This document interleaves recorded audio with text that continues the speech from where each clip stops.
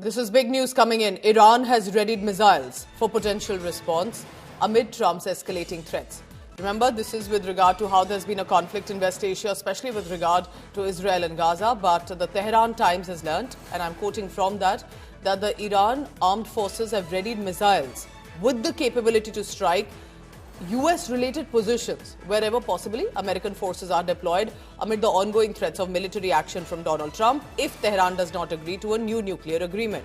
So that's the big news coming in. If Iran does not agree to a new nuclear agreement, and nuclear agreements, remember, between US and Iran have been for now long a bone of contention, to which Trump administration has threatened action, and therefore Tehran is also readying missiles. Geeta Mohan continues to be with us. Geeta, in many ways, the two arch rivals back at it, and Donald Trump not backing down. But tell us more. This means tensions escalating in the region.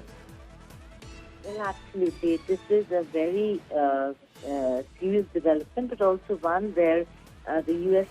administration will have to think how they're going to tackle Tehran. The fact that Iran says it's nuclear ready, the fact that it's readied its missiles for potential strikes on U.S. Positions is something that is critical. Now, it doesn't say that it is reaching U.S. It says it's reaching U.S.-related positions.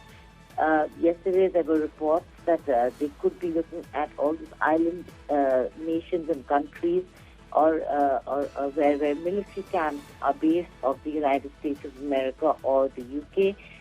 These are very important. Chagos Island is one such island that now comes under Iranian target.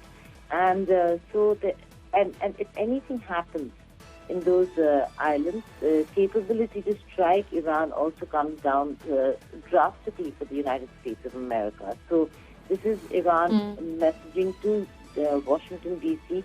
that any misadventure by the Trump administration could cost them dearly. All right, Geeta Mohan will be tracking all the latest on that. This is important, remember. This is about heightened tensions, and on one side, if you are attempting to close the war, conclude it, end it, could there be an escalation as well?